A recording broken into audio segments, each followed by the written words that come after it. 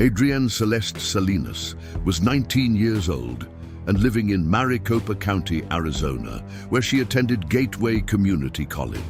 She was working toward a future in journalism, an ambition that reflected her curiosity about the world and her drive to tell stories that mattered. Those who knew her best described a young woman with clear direction and a steady sense of purpose. Her father, Rick Salinas, described Adrienne as intelligent, responsible, and motivated. In quieter moments, she found enjoyment in watching movies and losing herself in books, interests that offered a glimpse into a personality balanced between ambition and calm. Physically, Adrienne carried two distinct marks of her identity, a small tattoo of a sun beneath her left ear and a lip-piercing set with a clear stone. These details would later become important identifiers in the search to come. Small but telling features that friends and family would remember clearly. Adrienne's life was anchored by close relationships. She shared a strong bond with her younger brother, a connection built over years of family closeness. She was also in a long-term relationship with her boyfriend, Francisco Arteaga, whom she had first met back in the 8th grade. Their relationship had grown over the years that followed. Francisco later described Adrienne as his best friend and said she was the only girl he had ever truly loved before anything else happened. This was who Adrienne Salinas was, a motivated student, a devoted sister, a loving girlfriend, and a young woman with her whole future still ahead of her.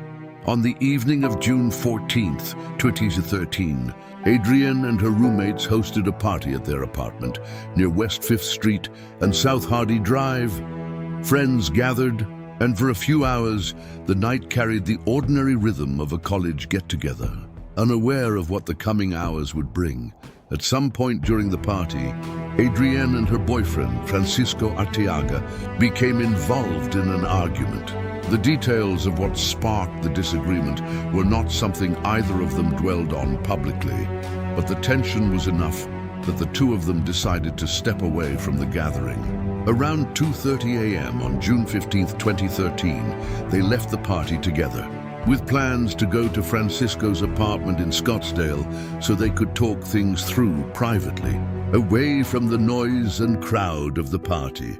According to Francisco's account, once they arrived near his apartment, Adrienne indicated that she did not want to stay the night. Respecting her wishes, Francisco drove her back to her own apartment. Arriving there at approximately 3 a.m., by his account, he dropped her off and left.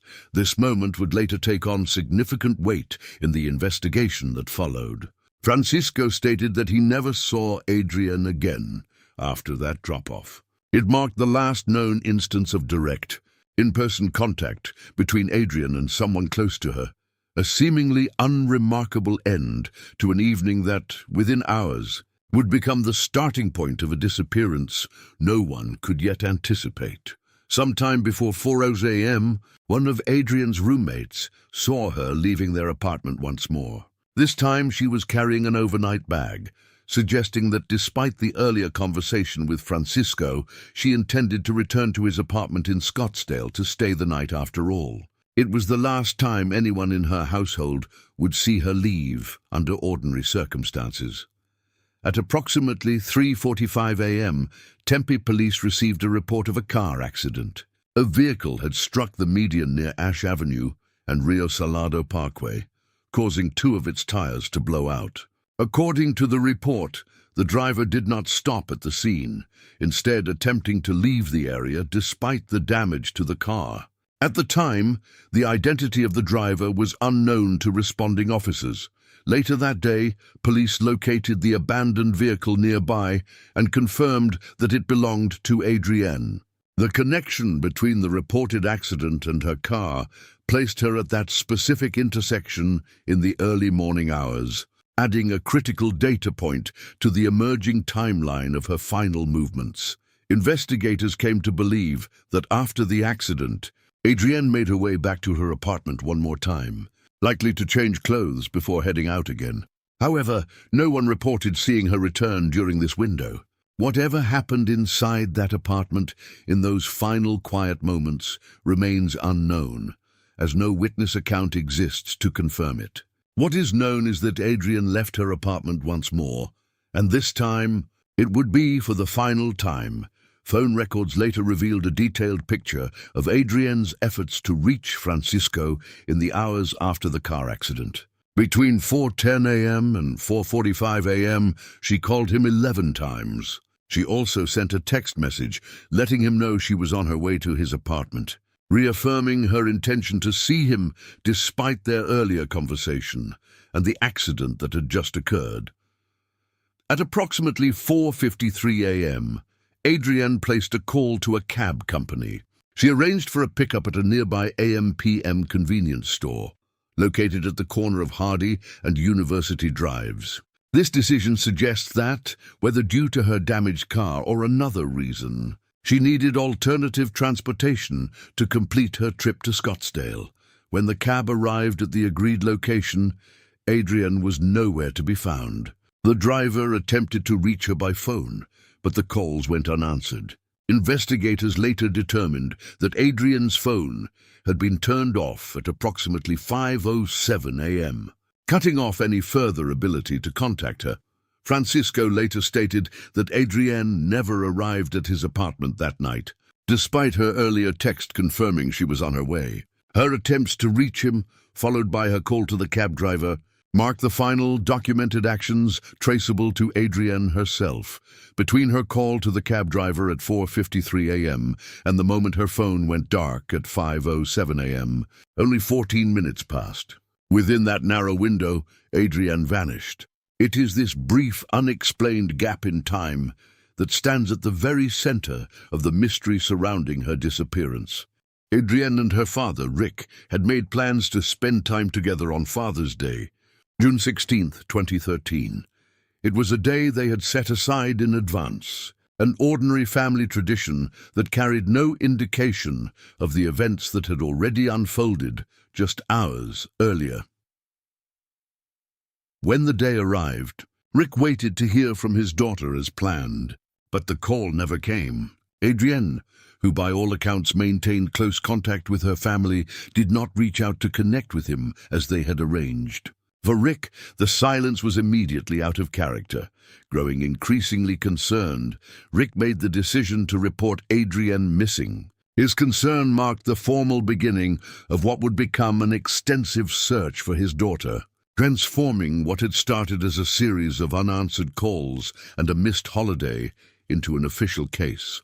This moment represents a critical turning point in Adrienne's story. Up until Father's Day, her absence existed only within the private awareness of those closest to her. A boyfriend she never reached, a cab driver she never met. With Rick's report to authorities, her disappearance became something law enforcement would now investigate directly, setting in motion the searches, interviews, and inquiries that would follow in the days and weeks ahead. Following Rick's report, police opened a formal investigation into Adrienne's disappearance.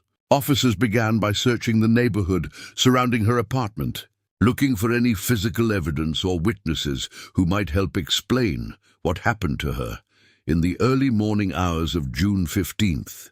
Investigators also conducted interviews with people who knew Adrienne, hoping to piece together her state of mind, her relationships, and any information that might point toward her whereabouts. As part of the broader search effort, police extended their investigation to nearby Tempe Town Lake, examining the area as a possible location connected to her disappearance. The search reflected the seriousness with which authorities treated the case from its early stages, casting a wide net across the areas surrounding her last known movements. Despite these efforts, the investigation yielded no official suspects and no significant leads. The neighborhood searches, the interviews, and the examination of Tempe Town Lake failed to produce the answers investigators were seeking. Both Francisco Arteaga and the cab driver who had been dispatched to pick up Adrienne were brought in for questioning, given their direct involvement in the final hours of her known movements. After investigators reviewed their accounts and examined the available evidence, both men were eventually cleared of any suspicion in connection with her disappearance. With no suspects identified and no clear direction forward, the case entered a period of uncertainty. The early investigation, though thorough, had reached a series of dead ends, leaving Adrienne's whereabouts unknown as the weeks following her disappearance continued to pass. Nearly 2 months after Adrienne went missing, the search for answers reached a turning point. On August 6, 2013, a man discovered human remains on his property after noticing vultures circling above the area. The presence of the birds drew his attention to the location, leading him to find what would become the first physical trace of Adrienne since her disappearance nearly 2 months earlier. The remains were found in a desert wash basin near Apache Junction, Arizona, a location outside the immediate area where Adrienne had last been seen. The remote and exposed nature of the site presented investigators with significant challenges in determining exactly what had happened. An autopsy was conducted, but the results proved inconclusive. The medical examiner was unable to determine either the manner or the cause of death, leaving critical questions about what had happened to Adrienne unanswered even after her remains had been recovered. To confirm the identity of the remains, the Department of Public Safety turned to DNA evidence. Through forensic analysis, officials were able to confirm that the remains belonged to Adrienne Salinas, bringing a definitive, though devastating, end to the search for her whereabouts. For Adrienne's family, the discovery closed one chapter of uncertainty while opening another. They finally had confirmation of what had happened to their daughter and sister, but the inconclusive autopsy meant that the deeper questions, how she died and at whose hands, remained entirely unresolved, despite the medical examiner's inability to determine an official manner or cause of death. Police made the decision to treat Adrienne's case as a homicide. The circumstances surrounding her disappearance, combined with the discovery of her remains in a remote desert location, led investigators toward this classification, even without conclusive forensic confirmation. Central to this theory was the belief that Adrienne's body had not originally been left at the wash basin, near Apache Junction where it was ultimately found. Investigators believed that she had likely been dumped in a different location entirely, and that the remains were later moved by natural forces rather than remaining where they had first been placed. Specifically, authorities theorized that a rainstorm was responsible for washing her remains to the desert wash basin. This explanation accounted for the significant distance and disconnect between the area where Adrienne was last known to be, near her apartment and the AM/PM convenience store in Tempe, and the remote desert location near Apache Junction where she was ultimately discovered nearly 2 months later. This theory, as reported by investigators, offered a plausible explanation for how her remains ended up so far from the scene of her disappearance, without requiring assumptions beyond the physical evidence and environmental patterns observed in the area. It remained, however, a theory rather than a confirmed fact, another piece of a case that continued to raise more questions than it answered. To this day, Adrienne Salinas' case remains unsolved. It is currently classified as a suspicious death, a designation that reflects both the certainty that something happened to her and the ongoing uncertainty about exactly how and why. Despite years of investigation, no one has ever been officially named a suspect, and no one has been charged in connection with her death. In an effort to generate new information, a reward of $20,000 has been offered to anyone who can provide details leading to the identification of the person or persons responsible for what happened to Adrienne. This reward remains active, a standing invitation for anyone holding on to information, however small, to come forward. For Adrienne's family and friends, the passage of time has not diminished their hope. They continue to wait for the answers that have eluded them since June of 2013.